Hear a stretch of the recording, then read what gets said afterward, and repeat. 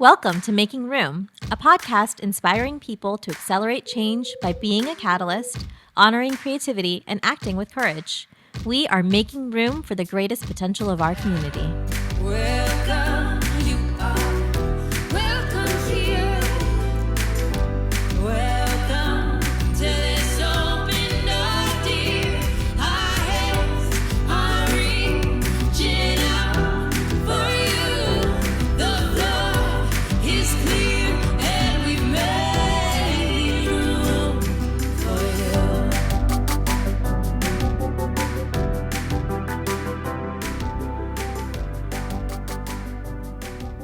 Welcome, you are welcome here. Y'all didn't think I was going to start that Doing way, a new did intro. you? Yeah, New intro. I didn't say, what do I usually say? All All right. All right, I know. I'm getting you some- gotta say it. I mean, you just Live. gotta embrace these things. I know, but I'm just keeping our audience and I can see it community. being on a T-shirt one day. All right. I was just giving love to our podcast soundtrack artist, the welcome. So we're here live in studio. Just had a great conversation once again with Nate Salley around coaching, development, growth, and I'm curious what y'all are taking away. I'll share more. We talked about sleep. That was like with the things I was grappling with. It was crazy to think it just came back to sleep and how, those answers are usually within us, right? And it takes a person with you, whether you engage a coach, whether you have a friend that really believes in you, that is also going to be straight with you, but also will encourage you. So I'm curious for you all, what are some thoughts, when you think about being in this learning conversation, right? And Shivani, I know you're, in this really awesome new program, and what are you insights from that conversation, and curious, like, what are you hoping to get out of maybe this new program? Yeah, I really enjoyed, I mentioned in the last podcast of just watching the process of coaching and what it entails and how much it is really just drawing out your own internal worries and concerns and struggles, and then finding solutions, recognizing patterns of your own behavior, your own habits, and then creating your answer, which is probably always kind of right in front of us. We just need someone to draw it out. And so I think as I go into my own Physician Leadership Institute training, even just having one session under the belts so far, just listening to the process of, even when you're at a high level, you're at an executive level, that even at that level, people are being coached. People are trying to understand how to do things better and be better leaders and bring people along because they are better leaders in a healthy way. And so I'm excited about learning more about my own style and what my strengths are, what my weaknesses are, and harnessing that to be able to really kind of move myself in a direction that I feel like I should be going in, or that I am already going in and maybe just doing it better than I already am. So that is my hope for the Institute, and really the ultimate motivation. My why, I think, is really that it then impacts people, right? It impacts community, because everything that I do from a work perspective is touching communities that don't always have opportunities at their fingertips to have progress or be able to be successful or be healthy or be well. And so kind of remembering that why, I think, is really important to me. And that was something that we touched on yesterday too, just knowing that, because if you know your why, even when there is a hard day, you'll be able to kind of move forward, because there's always going to be a hard day. Yeah, that's great. Yeah, that's awesome. I don't know if I have anything that deep. I will say, I will say, making light a little bit, I will say that I do take my takeaway was that your life is a lot more exciting than mine, with Paris trips and Kilimanjaro, and Very that's true. very, Yes. very. You said Very something towards true. the end too that I'm trying to remember, but it was like, Yeah. oh man, he's at it again. But what I did, I was just, like Shivani said, admiring the Jedi mind trick that he played on you, essentially, in Yeah. that I was like, he's asking a lot of questions, and then I would see you turn in, and then you were kind of talking yourself through it. And I thought back, I know he said he puts it in the sports terms. I put it into a golf coach that I've gone to recently, and he was amazing. But he said, I think if you speak to him honestly, it was like, there's a million things I could tell you to do that you're probably doing wrong. But he's like, what is it that you're going to actually do, the most impactful thing that you're going to do? Yeah. And it was like one tweak is almost like just the way you approach the ball. Just how you're standing, how you approach it makes all the difference. Now go practice it. And I was like, oh my gosh, this is revolutionary. But the couple of things in that was, he's not going to go play with me on every time I go out to play. He's not going to fix everything about me, but what is the one or two impactful things that you can change to get the results that you need to keep moving forward, and then coming back, and over time that starts to accumulate. So I just connected that while I was listening, but just the fact that he was listening and providing you with questions that would help you develop or reveal the answers that were already there. So yeah, I really enjoyed it.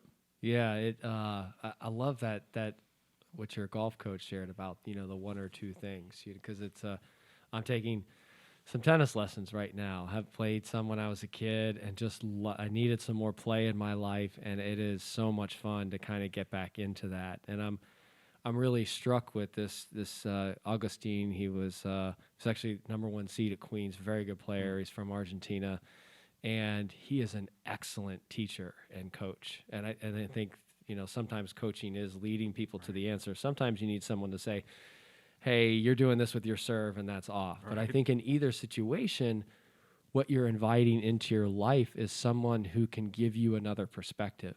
That's right. And I think this morning, he had me just shift my weight on a serve, just a very small thing. And it was just like this light bulb went off. All of a sudden, boom. Or, hey, when you throw the ball up, you have to watch it. Right. And things that I can't see. And so I think there's the process also in development where you can overdo it too, right? Like I remember I had a friend one time who said, geez, all you're reading is, quote, self-improvement books. And that can turn into something. So I think there is this, I think, Shivani, what you said of kind of figuring some, being exploratory and curious and allowing our own growth process to unfold versus like rushing it or forcing it or always trying to get to the next thing, because there is sometimes a little bit of practice. Like he say, like, I'm going to get a lesson and then go play for a little while and come back to it, right? So it's fun to have a little bit of balance with it too. Yeah, I think the other thing that struck me is that you have to want to be able to like seek out that coaching, That's right? So being open, we get feedback all day long, good and bad, from people, whether it's in our careers or in our homes, but not being open to the feedback, not being ready to hear it and take it in and actually like shift and adjust based on that feedback will not allow you to grow and develop. And so really kind of seeking out that when you are ready to be able to receive it, I think is important too. Yeah, that's a great point. Also, I think, John, it was something that you said around the external pressure versus internal, and what I think a lot of what he did when Nate talked to all of three of us was like, okay, well, putting aside what you think the external consequences might be or what outside of your control, how do you feel like that would impacted you? And I think it was something you mentioned of, I could do all these things. I could go into this athlete mode of hyperdrive, and society might very well reward you for taking on additional work. And, oh man, you did all this is great, just feeding into that. But individually, like, you're suffering like yourself. So balancing that of what's external pressure that I may be putting on myself and no one else is putting on me, just the idea that it's out there, versus what actually I need to do and what's important and what's needed in that moment. So I thought that was a good takeaway too. Yeah, it is. I think it's as we get older, we're not that old, but we've had younger people on who have reminded us that we're twice their age. But I think you start to learn and sense, and when I'm doing some counseling work too on just understanding my body better, right? And what are the things it's telling me, and when is it telling me to rest, and when is it saying I think it's rest, but I actually need to go move and have fun. I was sitting down Sunday and I was just like, I just feel like a little irritable and I having trouble concentrating. I just realized I need to go play. So I went and I took a bag of tennis balls and I went and hit against the wall. And then I saw a group of people and said, hey, can I play with y'all? Like I felt, and it was great because I felt like that little kid. And I realized that's what my body was telling me. But the awareness shift to what you're saying to kind of understand that. And to me, the discernment to know that is so affected by sleep. And we talked a little bit about that last time. So I'm curious, since you are our medical expert, here it comes. But what is happening? I think I've read before, if you get like less than 6 hours, what is happening in the brain, and like the decision making can take you to like, you know, like you're almost intoxicated, you know. But so talk about the impact of sleep and decision making and our well-being. Yeah, I love to talk about sleep. I'm terrible at it. I am definitely a night owl and like the quiet of the night to get my work done when everyone else is sleeping. But and I've always been that person. But I know the value of it and I'm working on it. However, you know, sleep requirements are very different based on age as well, right? We know that young kids need a lot of sleep because early on in their life, that's when all that brain development is happening, right? You learn something new during the day, you pack it into your permanent memory when you're sleeping at nighttime. It helps you kind of register information so that you're able to process feelings and emotions and things that you've learned into that permanent pieces of your brain that help you then make decisions based on those feelings and emotions or based on the things that you learn. And there's a lot of other stuff that happens too, right? Like a lot of your digestion happens. And so if you don't sleep well, you might feel sluggish the next day because you haven't really properly metabolized everything. And we've all been there, right? If you haven't had a good night of sleep, you don't concentrate as well, right? You might be a little bit edgier, a little grumpy, not respond quite as openly and lovingly as you would if you had a full night's rest. And it's really hard to concentrate. I used to joke in college, I didn't drink, and my friends would go out in Miami. I'd be like, well, just tell me when we're going out, and I just won't sleep. I'll like have a all-nighter, and then I'll be good to go, and I'll be, you know, ready to hang and play with all of y'all. And I'll still be able to drive us home. But you know, also good. not healthy. Yeah, But right. you know, it's so important because it is weird when we're doing so much of that brain processing, and when you don't get adequate sleep for whatever reason, because you cannot sleep, because you have a medical thing that's causing it, because you're making decisions, or when you're young and you're not in like a safe, stable environment to get sound sleep and feel comfortable when you are resting. All of those then impact your long-term function, both permanent as well as acutely, like the next day, how you're able to operate. And so everything you're saying about like not really being present to make decisions when you are tired and your brain has not rested, there are pieces of your brain that are just not going to function properly the next day. Well, what is happening? Because I think we see this happening in kids. So I actually find this is very counterintuitive. When I am overtired and I'm really tired and I know like it's time to go to bed, that I actually want to stay up. And that might be the night that I decide to watch a movie at 9 o'clock. That's not a good idea. And I think you see it in kids too. Maybe it's because we all joke, I am kind of a kid, right? Although Sahana still says I'm a grown up. I still Trying can't to get her help call you me a understand kid. that you're a grown-up. Yes. Yeah, I'm still trying to figure that out. This is advice from a 6-year-old. by the way. Coaching comes in. Yeah, different forms. she is my coach. Sahana's my kid coach. And I feel like that happens with children too, where when you're really overtired, it's harder to get kids to go to bed. So what is happening when is the body like wanting something more? Why is it almost sometimes harder to go to bed when you're actually really tired? Yeah, I think part of it's probably just like connected to your environment and the things that are going around. And we talked about FOMO in our last episode as well, just like feeling like there's something else that's happening and you want to be a part of it. So as young kids, all the grown-ups are still awake, and so they must be doing something amazing. So I want to stay up too. John, in your case, I'm not really sure. However, you also get to that tired state where your brain is not processing, so you know the right decision to make, but you can't actually make it because you're tired and your brain's not going to operate on 100%. And so you make that wrong choice or that unhealthy choice, and then you pop on the screen. Our kids do it all the time, right? Like children that I see in clinic that are like falling asleep to the TV or watching the phone until very late or checking that one last text before they go to bed. But we know that light then wakes up the brain. It makes you think that you're in the middle of the day in sunshine, and so you should be awake even more, and it takes even longer for you to then get into deep sleep. Self-fulfilling prophecy. It is. Well, that's why I'm a huge napper. I love naps, and I was Again, talking. where does Luxury, he? right? The luxury of your life, John. Naps. Naps. No, well, here it is. The luxury, yes. But there's a great book called Brain Rules, and I'm also very passionate about neuroscience and how can you do things with the body and rest that make you process things better and have better executive functioning. in the book, NASA and the military actually experimented with mandatory naps for officers, and they found it increased productivity 20 to 30%. And I was talking to our partner Brandy this week, and we were saying too that like in the circadian rhythms of the body and the brain, that the brain is shutting down between like this 2 and 3.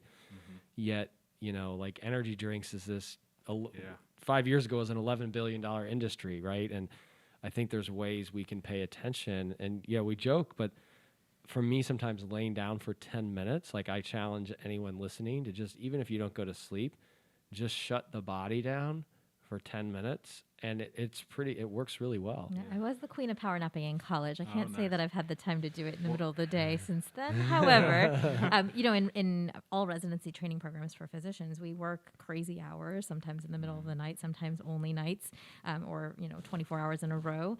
And all residency programs are mandated to teach you about sleep, because we have to recognize when we are sleep deprived, and you're not going to make great medical decisions if you are not you're not well rested. And so recognizing those signs and being able to speak up and have the courage to say, you know what, I can't do it right now. I got to go take a quick power nap. I need to take this 20 minutes to be able to rest my brain for a second so that I can be present and, you know, make good decisions. You need to share that with the legal profession. Just say it. I did a joke, but I did see John.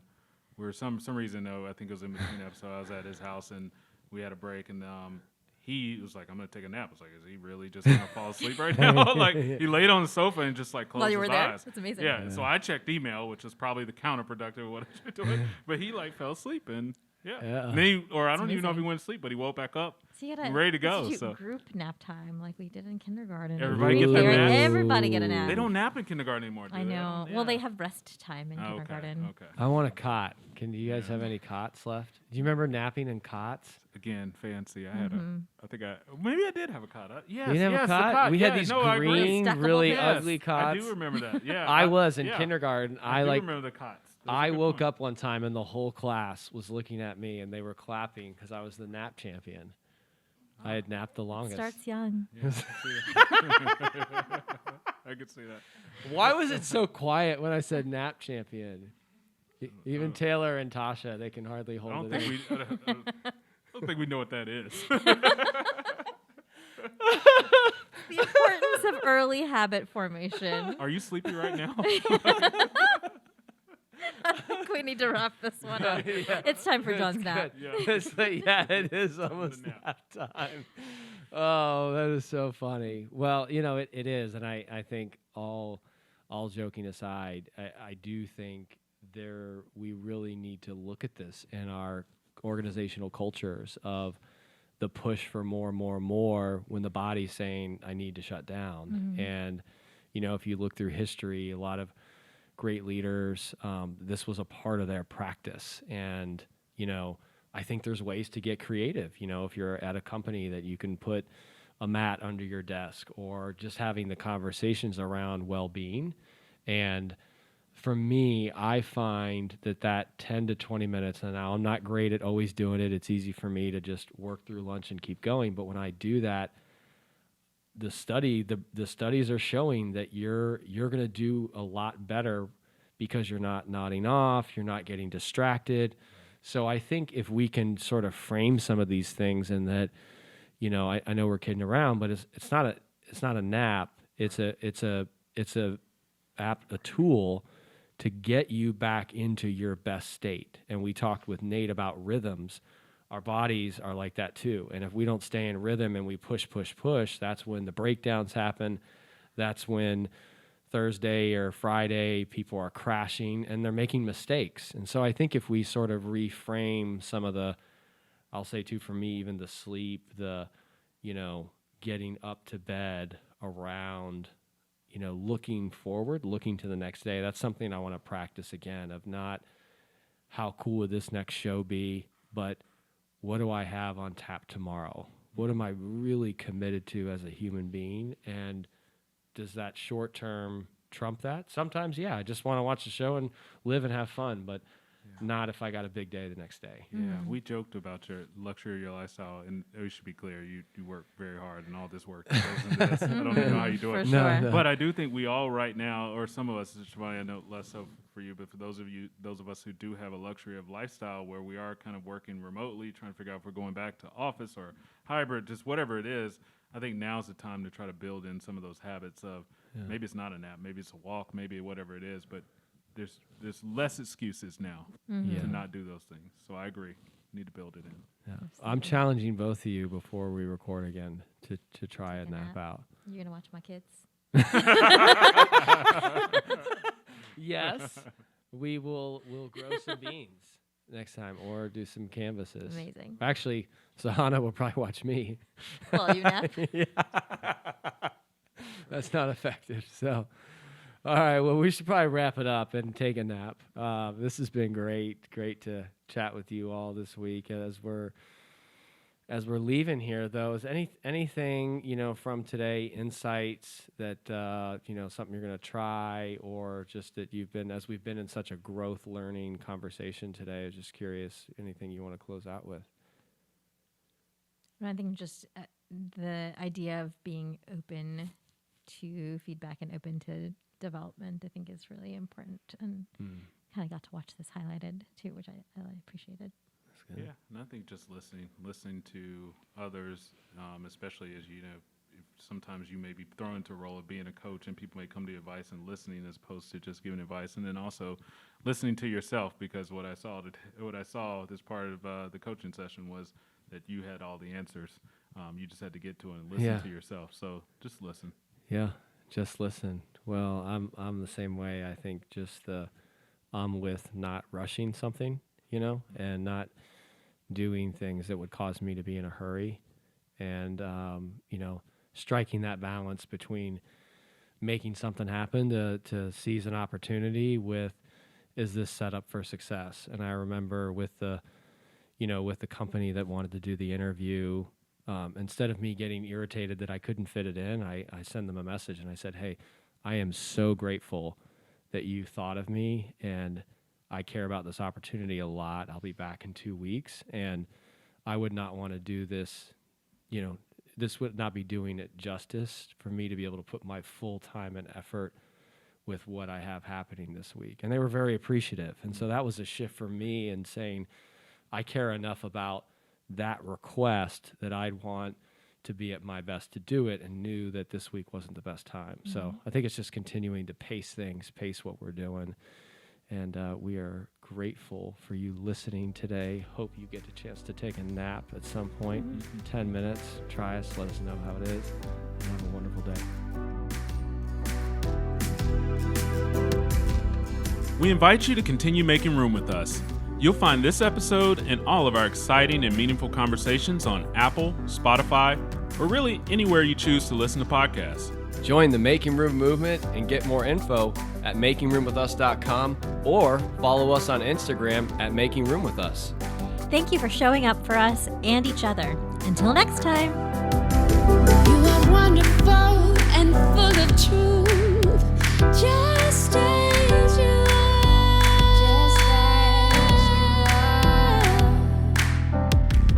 You are wonderful, so full of truth, just as you are.